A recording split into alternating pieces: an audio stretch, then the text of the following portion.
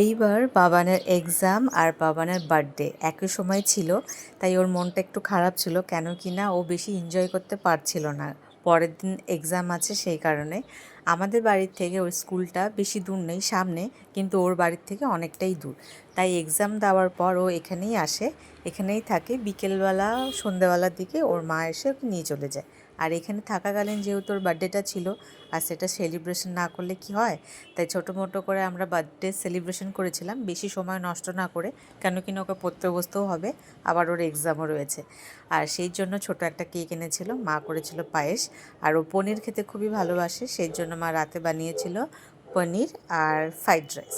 আর সেটা ওর সব থেকে প্রিয় খাবার। Happy birthday to you, happy birthday to you, happy birthday dear Mishti, happy birthday to you.